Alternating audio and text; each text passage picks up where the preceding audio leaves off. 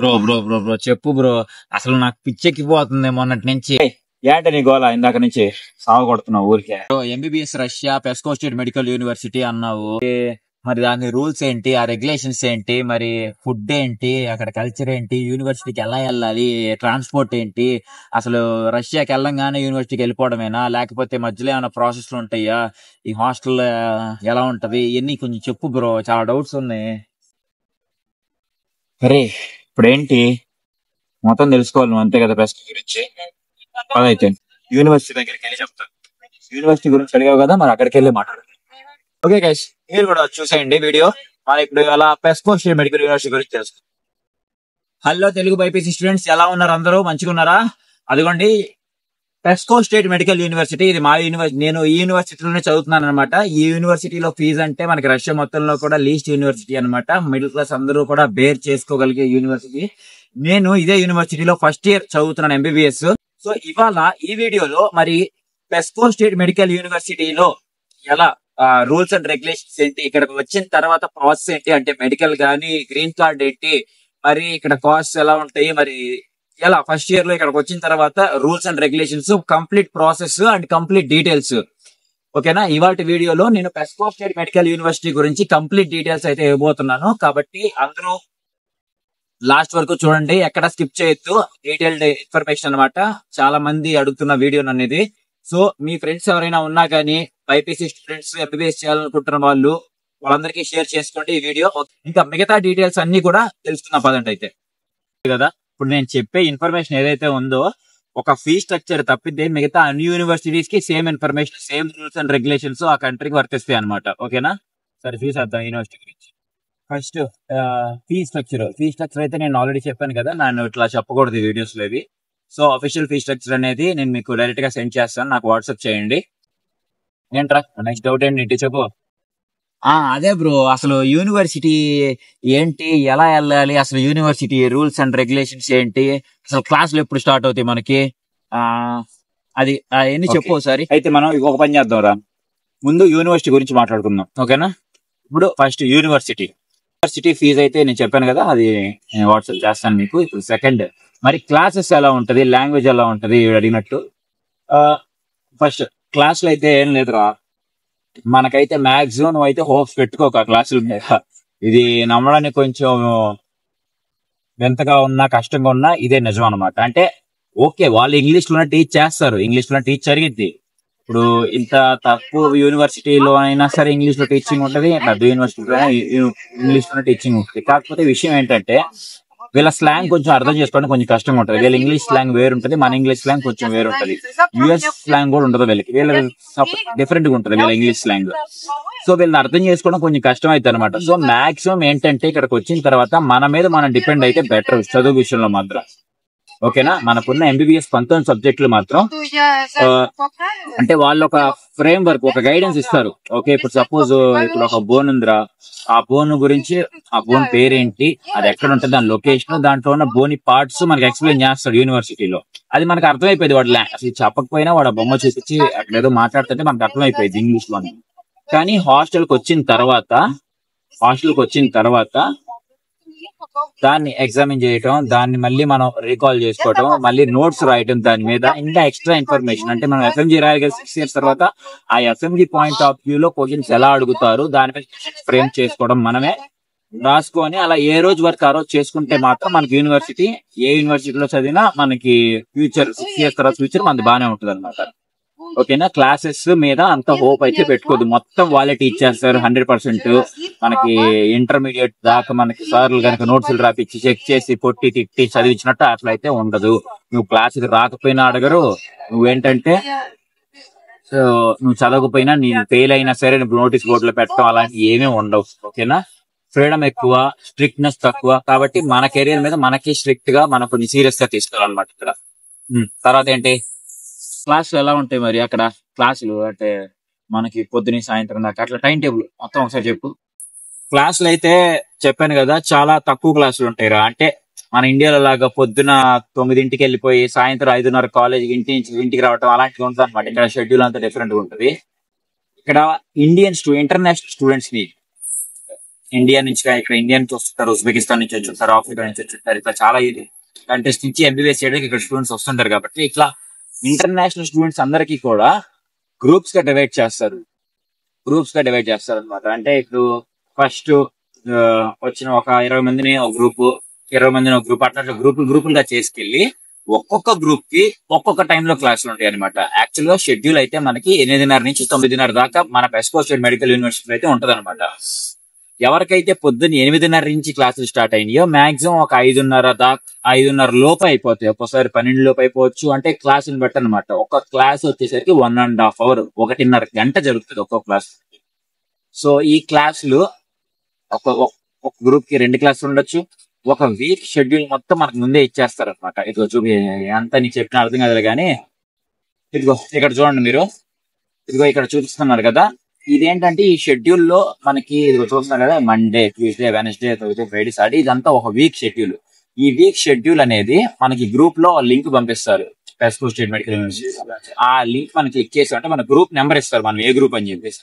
ఆ గ్రూప్ మీద ఇట్లా మనం ఇట్లా క్లిక్ చేసామంటే మన టైం టేబుల్ మొత్తం చూపిస్తుంది. ఈ టైం టేబుల్ ప్రకారం మనకి మండే ఎన్ని క్లాస్, ట్యూస్డే ఎన్ని క్లాస్, వెనస్డే ఎన్ని క్లాస్, ఇలా ఏ టైంకి ఉన్నాయి చూసుకొని మనం వెళ్ళిపోవడమే అనమాట. ఓకేనా?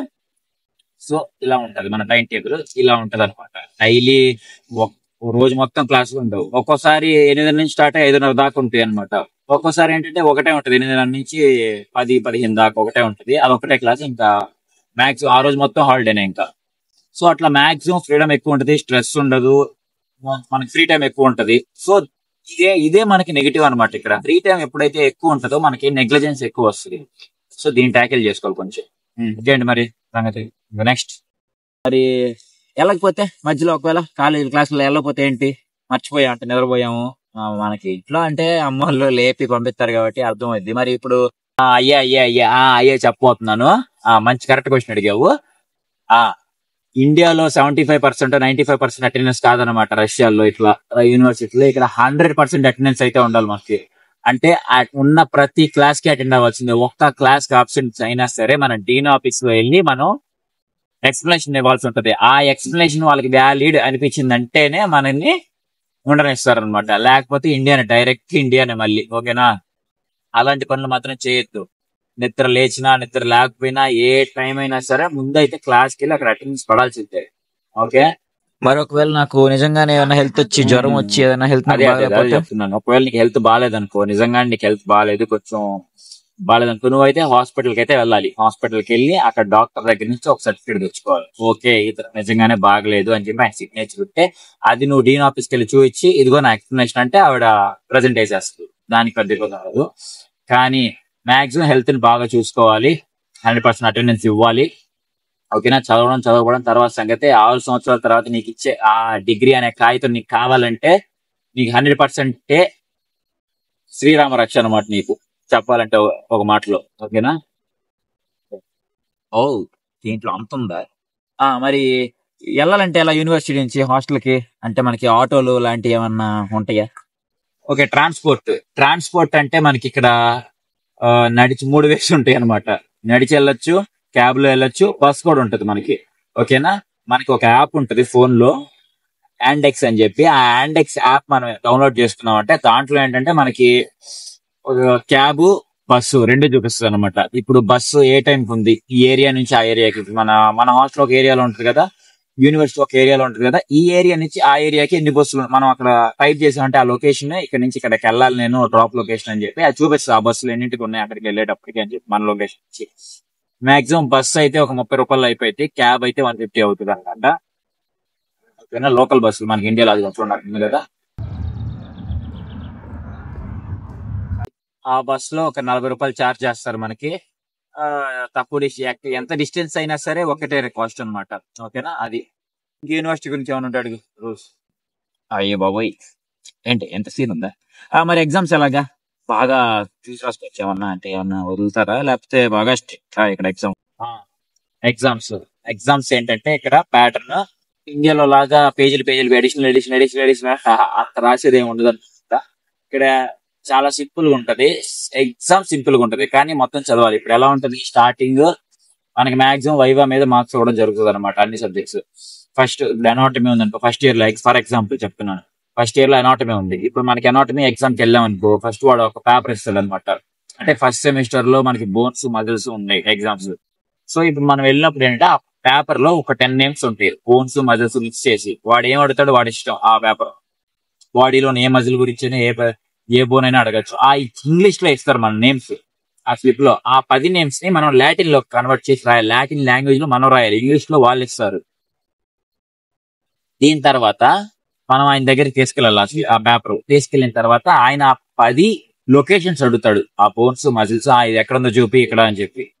సో ఓకేనా, ఇలా ఉంటది ఎగ్జామ్ ప్యాటర్న్. చెప్పాల్సి ఉంటుంది అనమాట డైరెక్ట్ గా అక్కడ కూర్చొని. మనం చదివేది వేరు, రాసేది వేరు. డైరెక్ట్ గా ఒక క్వశ్చన్ అడిగినప్పుడు మనం వెంటనే ఆన్సర్ ఇచ్చేది వేరు అనమాట. సో సింపుల్ గా ఉంటది కానీ ఎగ్జామ్ ప్యాటర్న్ రాసేది ఎక్కువ ఉండదు, కానీ గుర్తుపెట్టుకొని చదువుకోవాలన్నమాట జాగ్రత్తగా. మరి ఒకవేళ ఫెయిల్ అయితే ఏంది పరిస్థితి? అంటే అది ఫెయిల్ అవుతా, నువ్వు నీకు క్వశ్చన్ వచ్చిందంటే రాకపోతే ఆశ్చర్యపడదు. ఫెయిల్ అయితే ఏంటి, మనకి ఇండియాలో అయితే సప్లీ ఉంటుంది, సప్లీ ఫీజు మళ్ళీ ఒక 2000 3000 కట్టాలి అని చెప్పి భయం ఉంటది. ఇక్కడ బాధ ఉంటది అనమాట. రీటేక్ 3 రీటేక్లు ఉంటాయి. ఫస్ట్ ఇచ్చిన తర్వాత ఫెయిల్ అయ్యామనుకో మళ్ళీ సెకండ్ రీటేక్ ఉంటుంది ఒక నెల తర్వాత. అది కూడా ఫెయిల్ అయ్యామనుకో 3 థర్డ్ రీటేక్ ఉంటుంది అనమాట. అప్పుడే వచ్చు. ఓకేనా, మరి అప్పుడు కూడా ఫెయిల్ అయితే ఇంకా పోవడమే ఇండియా ఫ్లైట్ ఎక్కి. అంతే, 3 ఛాన్స్. అప్పుడు కూడా ఫెయిల్ అయ్యామంటే ఇంకా మళ్ళీ ఇండియా వెళ్ళి మళ్ళీ ఫస్ట్ ప్రాసెస్ అంతా చేసుకొని మళ్ళీ రావాలన్నమాట ఫస్ట్ ఇయర్ కి. నెక్స్ట్ ఇదేంది నాయన, చూడడానికి ఏమో ఈజీగానే ఉన్నాయి, ఎక్స్పీరియన్స్ చేస్తే బాగా కష్టం లాగా ఉంది. వాడు సడన్ గా అడిగితే సర్లే ఏదో ఒకటి. ఇంకేముంటాయి యూనివర్సిటీలో రూల్స్ రెగ్యులేషన్స్ మరి. అది యాప్రాన్ అయితే మ్యాండేటరీ. యాప్రాన్ లేకుండా యూనివర్సిటీలో తిరగనివ్వరు. ఓకేనా, మన ఇక్కడ 2 pairs ఆఫ్ షూస్ తెచ్చుకోవాలన్నమాట. అంటే బయట నుంచి వచ్చేటప్పుడు ఏంటంటే రష్యాలో రూల్ అనమాట. అది బయట నుంచి వచ్చే షూస్ ఏంటంటే కొంచెం వాటికి మట్టి అయి ఉంటది కదా, ఆ మట్టి అనేది యూనివర్సిటీకి అంటకుండా వాళ్ళు ఏమంటారంటే ఇంకో పెయిర్ ఆఫ్ షూస్ బ్యాగ్ లో పెట్టుకుని తెచ్చుకోమంటారు అనమాట. షూస్ కానీ చెప్పులు కానీ క్రాక్స్ కానీ ఏదైనా సరే అవి ఏంటంటే యూనివర్సిటీలో మాత్రమే, అంటే వాటికి మట్టి ఉండదు కదా, అక్కడ తిరగడానికి మాత్రం అవి యూజ్ చేయాలి. మళ్ళీ వెళ్ళిపోయేటప్పుడు మళ్ళీ మన షూస్ మనం వేసుకుని వెళ్ళిపోవాలన్నమాట. అదొకటి యాప్రాన్ మ్యాండేటరీ. ఇంకా మాక్సిమం అదే అనమాట. ఓకేనా, ఇక్కడ యూనివర్సిటీలో రష్యన్స్ అందరూ కలిసి ఉంటారు, అంత బాగానే ఉంటుంది. ఇక్కడ యూనివర్సిటీ అంతా ఇవే రూల్స్ మాక్సిమం. అటెండెన్స్ స్కిప్ చేయకూడదు, క్లాసెస్ స్కిప్ చేయకూడదు, అటెండెన్స్ ఫుల్ ఉండాలి, apron mandatory, double pair of shoes తెచ్చుకోవాలి. అది. అండ్ ఇంకో విషయం ఏంటంటే కనపడ్డ మేడం ఎప్పుడైనా ఆఫీషియల్స్ పెద్ద పెద్ద వాళ్ళు కనపడినప్పుడు అంటే వాళ్ళకి హలో హాయ్ అని చెప్పి విష్ చేయాలి వాళ్ళకి. ద్రాస్ట్విచ్ అని చెప్పి, ద్రాస్ట్విచ్ అంటే నమస్కారం అని చెప్పి మన రష్యాలో అనమాట, అనేది మన రష్యన్ లాంగ్వేజ్ లో. సో వాళ్ళు కనపడినప్పుడు ఏంటంటే అలా విష్ చేస్తూ ఉండాలి. ఓకేనా, అండ్ యూనివర్సిటీలోకి బీర్ బాటిల్స్, మందు, సిగరెట్ ఇవన్నీ అలా దొరికారంటే డైరెక్ట్ ఇండియానే. ఇవన్నీ చెప్పాల్సిన అవసరం లేదు, ఏ కాలేజీలోనే ఉండే. ఇక్కడ డిఫరెంట్ గా ఉండే చెప్పాను. ఓకేనా, ఓ ఏ పర్లేదు అనమాట. యూనివర్సిటీలో బానే ఉన్నాయి bro. Next next next hostel గురించి. హాస్టల్ ఎలా ఉండాలి మరి ఏంటి అంటే ఇప్పుడు మనం ఫ్లైట్ దిగుతాము, ఫ్లైట్ దిగి వస్తాం కదా, అంటే కొంచెం జర్నీ బాడీ నలిగిపోద్ది. తర్వాత నుంచి యూనివర్సిటీకి వెళ్ళిపోవాలా అంటే రెస్ట్ ఏ ఉండదు, గ్యాప్. Hostel okay. మరి రష్యాకి వచ్చిన తర్వాత రాగానే యూనివర్సిటీకి వెళ్ళిపోవాలా అంటే అవసరం లేదు. వచ్చిన తర్వాత ఒక నెల నెల నెల పని ఉంటది ఇక్కడ. ఆ నెల పని ఏంటో చెప్తాను చూడండి. ఫైల్ ఇటీ వెనకాల ఉంది అది. ఇప్పుడు ఏమేమి పనులు ఉంటాయి ఇక్కడ అనేది మనం చూద్దాం అన్నమాట. ఫస్ట్ హాస్టల్ రిజిస్ట్రేషన్ అన్నమాట. మనం వీసా ఎక్స్టెన్షన్ చేయించుకోవాలి. మనం ఇక్కడికి వచ్చేటప్పుడు మన కన్సల్టెన్సీ వాళ్ళు ఒక 1 year కి వీసా ఎక్స్టెన్షన్ మనకి చేసి ఉంటారు అనమాట. అంటే జస్ట్ ఒక 5 months 4 months చేసి ఉంటారు. ఓకేనా, అంటే మనకి పాస్పోర్ట్ వచ్చిన దగ్గర నుంచి, అంటే వీసా వచ్చిన దగ్గర నుంచి మనం రష్యా వచ్చేటప్పటికే ఒక 4 months లో చేస్తారు అనమాట. అంతే. అంటే అది కూడా అంటే మనం ఒక సపోజ్ నవంబర్ లో వచ్చాం అనుకో, అది జనవరికి ఎక్స్పైర్ అయిపోయింది అనమాట. ఎక్స్పైర్ అయిపోయిందంటే మాత్రం చెక్ చేస్తారు ఇండియాకి. ఇంకా అందుకని చెప్పి వీసా ఎక్స్టెన్షన్ ముందు చేయించుకోవాలి. ఇక్కడికి రాగానే ఆ వీసా ఎక్స్టెన్షన్ లో మనకి అడ్రస్ కావాలి కదా, ఏ హాస్టల్లో ఉంటున్నాం అని చెప్పి ఆ హాస్టల్ రిజిస్ట్రేషన్ అనమాట.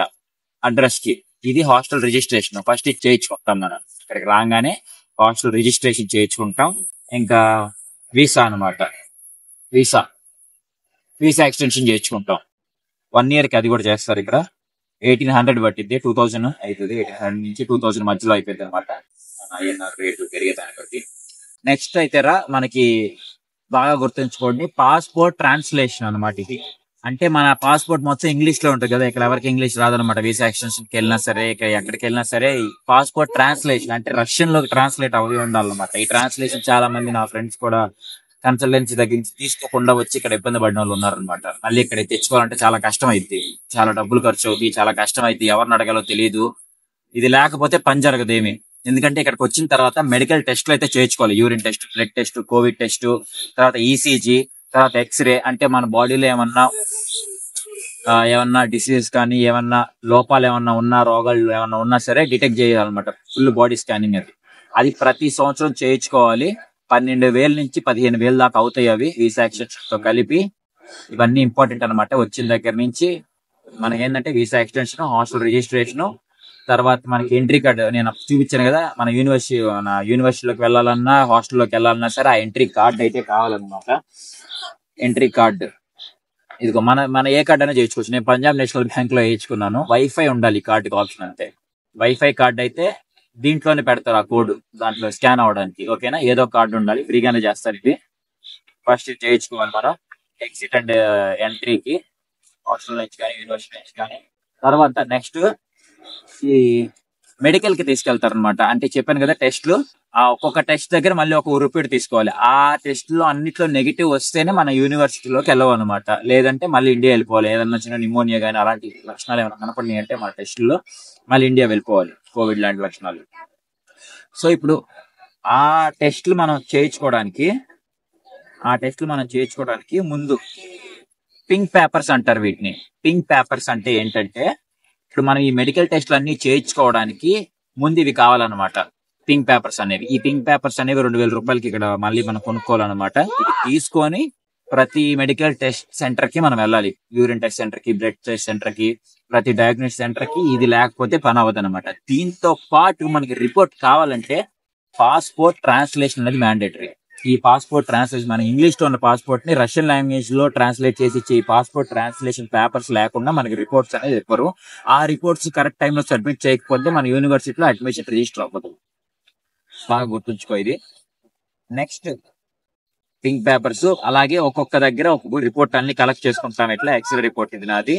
ఇలా అన్ని రిపోర్ట్స్ మనం కలెక్ట్ చేసుకొని మళ్ళీ మనం అవి యూనివర్సిటీకి సబ్మిట్ చేయాలన్నమాట. దాంట్లో అన్నిట్లో నెగిటివ్ వచ్చిందంటేనే హెచ్ఐవి టెస్ట్ అన్ని నెగిటివ్ రావాలన్నమాట. ఈ నెగిటివ్ వస్తేనే మన యూనివర్సిటీలోకి ఎంట్రీ ఉంటుంది.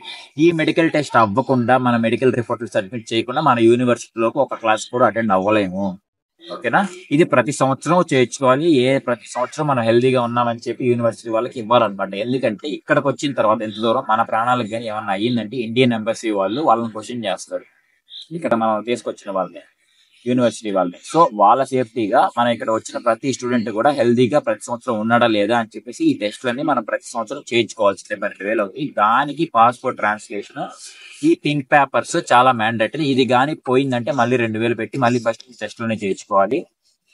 ఇదైతే మీరు ముందే తెచ్చుకోండి. కొన్ని కన్సల్టెన్సీలు ఇస్తున్నాయి, కొన్ని కన్సల్టెన్సీలు ఇవ్వట్లేదు. జాగ్రత్తగా మీరు అడిగి తీసుకోండి. ఇది మాకు కావాలి, అక్కడికి వెళ్ళిన తర్వాత మాకు ఇబ్బంది అవుతుంది అని చెప్పి మీరు అడిగి తీసుకోండి. అదనమాట. ఇది అయిపోయినాయి, మెడికల్ టెస్ట్లు అయిపోయినాయి. మెడికల్ టెస్ట్లు అన్ని అయిపోయిన తర్వాత మనకి ఏముంటది అయ్యా అంటే గ్రీన్ కార్డ్ అనమాట. ఇదనమాట గ్రీన్ కార్డ్ అంటే మనకి ఆధార్ కార్డ్ ఎలాగో మన ఇండియాలో ఈ గ్రీన్ కార్డ్ అలా అనమాట. మనకి పాస్పోర్ట్, ఇది గ్రీన్ కార్డ్ అనేది చాలా ఇంపార్టెంట్ బయటకు వెళ్ళినప్పుడు. ఎందుకంటే పోలీసులు ఒకసారి సడన్ గా చెక్ చేస్తారు, ఇట్లా ఇంటర్నేషనల్ స్టూడెంట్స్ ని చెకింగ్ అడుగుతారు అనమాట. అలాంటప్పుడు మన దగ్గర పాస్పోర్ట్ ఫోటో అయినా ఉన్నా సరిపోయింది, ఈ గ్రీన్ కార్డ్ ఉన్నా సరిపోయింది అనమాట. ఇది మాత్రం మర్చిపోయి తిరిగామంటే రష్యాలో అంత ఈజీ కాదనమాట. ఓకేనా, తర్వాత సిమ్ అనమాట. సిమ్ మనకి ఇండియాలో లాగా రాగానే తీసుకోవడం కుదరదు అనమాట. మొన్నటిదాకా అలాగే ఉండేదిలే, మార్చారనమాట ఈ మధ్య. ఈ సిమ్ ఏంటంటే ఇట్లా స్నిల్స్ ఆఫీస్ కి అయితే వెళ్ళాలన్నమాట. నేను చూపించాను ఆల్రెడీ, నా షార్ట్ వీడియోలో ఒకసారి అప్లోడ్ చేశాను. MFC ఆఫీస్ అంటారు దాన్ని. ఇట్లా ఇంటర్నేషనల్ స్టూడెంట్స్ అందరూ, ఇండియన్స్ అనే కాదు, ఇంటర్నేషనల్ స్టూడెంట్స్ అందరూ కూడా ఇట్లా ఈ స్నిల్స్ ఆఫీస్ కి వెళ్ళి ఈ స్నిల్స్ చేయించుకోవాలన్నమాట. మన పాస్పోర్ట్, మన ట్రాన్స్లేషన్ 3 స్టెప్పులు ఉంటాయి. ఫస్ట్ స్టెప్ లో మనం వెళ్ళి మన పేరు, మన పాస్పోర్ట్, మన ట్రాన్స్లేషన్ ఇస్తే మన పేరు రిజిస్టర్ చేసి మనకు ఒక స్లాట్ బుక్ చేస్తారు సిమ్ కి. ఆ తర్వాత మన డీటెయిల్స్ అన్ని తీసుకుంటారు. తీసుకున్న తర్వాత మన ఫింగర్ ప్రింట్స్, ఐ స్కానింగ్ తీసుకొని దాన్ని బేస్ చేసుకుని మనకి సిమ్ నెంబర్ రిజిస్టర్ చేస్తారు మనకి రష్యాలో. ఓకేనా, ఈ బయోమెట్రిక్, ఐ స్కానింగ్ ఇవన్నీ కూడా మనకి బ్యాంక్ లో తీసుకుంటారు అనమాట. బ్యాంక్ లో తీసుకొని ఆ బ్యాంక్ లో ఆ మొబైల్ నెంబర్ మీద వాళ్ళే ఇస్తారు సిమ్ కూడా. మనకు వాళ్ళ సిమ్ నచ్చకపోతే వేరే సిమ్ అయినా తీసుకోవచ్చు. మనకి పేపర్స్ ఉన్నాయి కదా, అవి మాకు అయిపోయినాయి, ఆ పేపర్స్ చూపించామంటే వాళ్ళు దాని మీద మనకు వేరే కంపెనీ సిమ్ అయినా ఇస్తారు. మనకి ఎయిర్టెల్, జియో, ఇక్కడ యోటా, T2, మెగాఫోన్, ఇట్లా చాలా కార్డులు ఉంటాయి. మన ఇది సిబర్ అనమాట. ఇది సిబర్ ఏటీఎం కార్డు, నాది డెబిట్ కార్డు. సో ఇలాగే సిబర్ లో నేను సిబర్ బ్యాంక్కి వెళ్ళాను కాబట్టి నాకు సిమ్ సిబర్ ఇస్తారు. సిబర్ ఆ బ్యాంకు సంబంధించిన ఏటీఎం కార్డు కూడా ఇస్తారు అనమాట. ఓకేనా. సో మనకి బ్యాంక్ అకౌంట్ ఇది ట్యాప్ చేస్తే చాలు, ఇదే మనకి ఇక్కడ ట్రాన్సాక్షన్ మనకి అకౌంట్ క్రియేట్ చేస్తారు. తర్వాత మనం ఎక్స్చేంజ్ చేసుకొని గూగుల్ పే నుంచి డైరెక్ట్ గా ఇంకా తర్వాత మనం బ్యాంక్ లో పడిపోతే ఆ బ్యాంక్ లో పడి డబ్బులు కార్డ్ తో ట్యాప్ చేసి ఇలా వాడుకోవచ్చు, యూజ్ చేసుకోవచ్చు అనమాట. ఇక్కడ సిబర్ అంటారు, సిబర్ బ్యాంక్ కార్డు. సో ఇలా మనకి ఏంటంటే ఇక్కడికి వచ్చిన తర్వాత సిమ్ గానీ బ్యాంక్ అకౌంట్ గానీ దానికి సంబంధించిన ఈ కార్డు కానీ రావడానికి 3 వారాల నుంచి 4 రోజులు పట్టింది అనమాట. ఆ 4 రోజులు మనం అడ్జస్ట్ అయిపోవాల్సిందే. అది బాబు సంగతి. ఇది ప్రాసెస్. మన రష్యా వచ్చిన తర్వాత 4 రోజుల దాకా ఈ మెడికల్ టెస్ట్లు ఒక్కో టెస్ట్కి వెళ్ళామా, అక్కడ బ్లడ్ ఇచ్చామా, శాంపిల్స్ ఇచ్చాము. ఒక దగ్గర బ్లడ్ ఇస్తాం, ఒక దగ్గర యూరిన్ ఇస్తాం, ఒక దగ్గర ఈసీజీ, ఒక దగ్గర ఎక్స్రే, ఇలా శాంపిల్స్ అన్ని ఇవ్వడం ఒక 15 రోజులు పడితే మళ్ళీ ఆ రిపోర్ట్స్ కలెక్ట్ చేసుకోవటం ఇంకొక వారం పట్టిద్ది అనమాట. ఈ రిపోర్ట్స్ అన్ని కలెక్ట్ చేసుకొని ఈ రిపోర్ట్స్ అన్ని మనం యూనివర్సిటీకి సబ్మిట్ చేస్తాం. వాళ్ళు అవన్నీ చెక్ చేసి నెగిటివ్ వచ్చినాయి అంటే మనకి యూనివర్సిటీకి డేట్ ఇచ్చేస్తారు. ఓకే, ఈ రోజు నుంచి మీరు యూనివర్సిటీకి రావచ్చు అని చెప్పేసి ఆ రోజు మనం వెళ్ళి క్లాసులు అటెండ్ అయ్యాం. సో ఇది ప్రాసెస్ ఇక్కడ. తర్వాత మనం గ్రీన్ కార్డు, ఈ మెడికల్ అంతా అయిపోయిన తర్వాత ఈ రష్యాలో ఇచ్చే Aadhaar card alias green card ని మనం తీసుకుంటాం అనమాట. ఇది ప్రాసెస్ వీటన్నిటికీ. ఇంకేమైనా డౌట్స్ ఉన్నాయమ్మా నీకు? మరి ఇప్పుడు హాస్టల్ అడగటం మర్చిపోయాను. ఆ హాస్టల్లో అమ్మాయిలు అబ్బాయిలు కలిసి కదా ఉండేది? అదే అందరికి డౌట్ అనమాట. రష్యాలో హాస్టల్లో అబ్బాయిలు అమ్మాయిలు కలిసే ఉంటారు అనమాట. మనకు కావాల్సింది కూడా అదేలే అమ్మా. అయ్యా సార్ గారు, అదే చెప్తున్నా నీకే చెప్తా. అంటే తప్పుగా ఏం కాదులే, అర్థమైందిలే బ్రో. మామూలుగా అడిగా, ఓరే బాబు అర్థమైందిలే. అదే చెప్తున్నాను, జాగ్రత్తగా. ఇక్కడ అమ్మాయిలు అబ్బాయిలు కలిసే ఉంటారు కదా హాస్టల్లో. ఇది పిచ్చి వేషాలు వేయచ్చులే, అమ్మాయిలతో మాట్లాడచ్చులే అనుకుంటే మాత్రం నీ 6 ఏళ్ళ MBBS కెరియర్ అక్కడే ఆగిపోయింది అనమాట ఆ రోజే. ఎందుకంటే ఇక్కడ డైలీ చెకింగ్ జరుగుతుంది రూమ్స్ లో.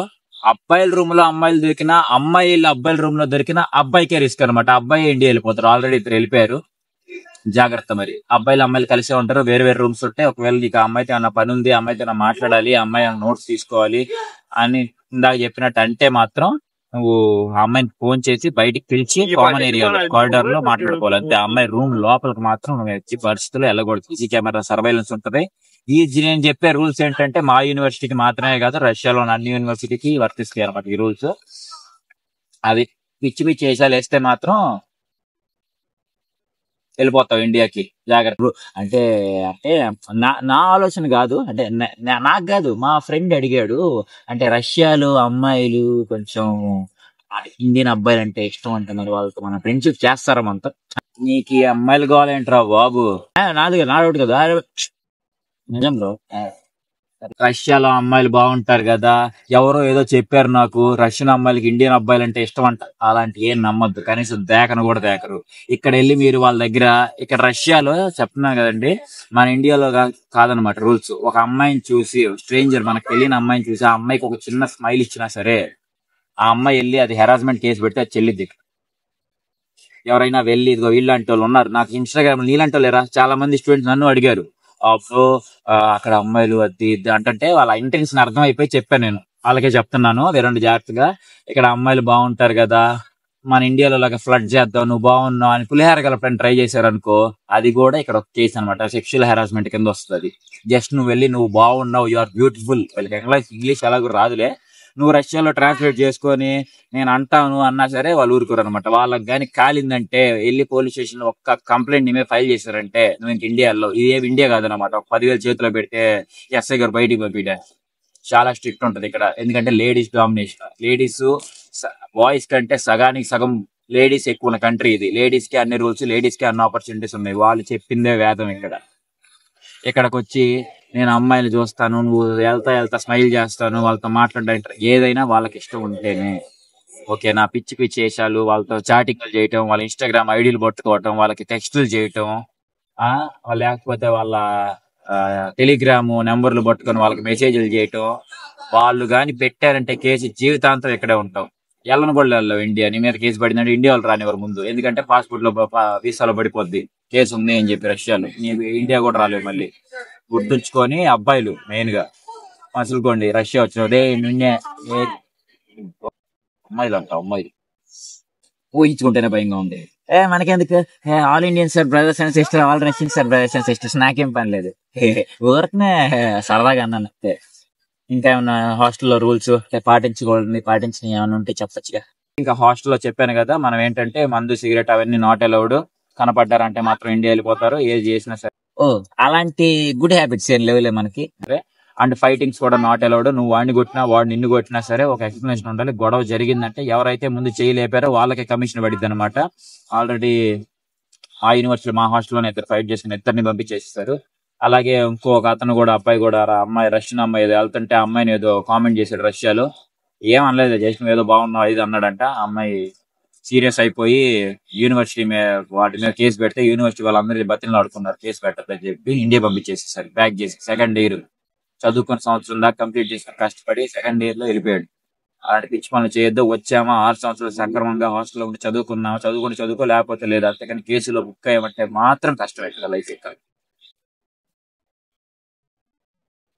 మరి ఫుడ్ ఎలాగా అంటే రాగానే తినడం, ఎక్కడైనా బయట దొరికితే బోండాలు బజ్జీ ఏందంటే ఓకేనా. ఇంకా ఫుడ్ అనేది మనకి ఫస్ట్ ఇయర్ లో ఇక్కడికి వచ్చిన తర్వాత మాత్రం ఫస్ట్ ఇయర్ అయితే మ్యాండేటరీ అనమాట. ఎందుకంటే చాలా మంది ఏంటంటే ఈ చెప్పాను కదా, ఫస్ట్ ఇయర్ రాగానే మెడికల్ కని అన్నిటికీ తిరుగుతా ఉండాలి. అదిగాక చలికాలంలో వస్తారు.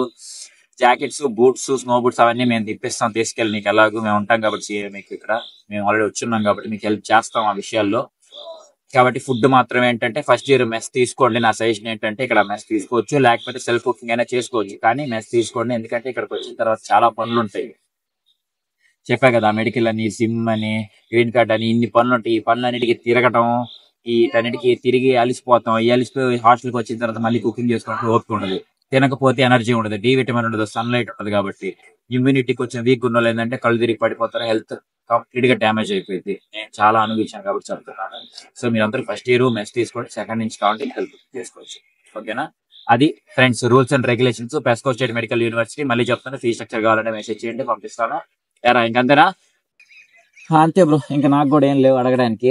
ఇక్కడ 6 years ఏమీ పీకలేము. వచ్చామా, చదువుకున్నామా, వెళ్ళిపోయామా, అంతే. నా బతుకు అర్థమైపోయింది. వెళ్దాం అయితే ఇంకా. అది నువ్వు ఆలోచనలు బాగా వా ఫ్రెండ్స్. అయితే ఉంటాము, బాయ్. సరా అర్థం నాకు అయిపోయింది, ఎంజాయ్మెంట్ ఏం లేదు. Bye friends.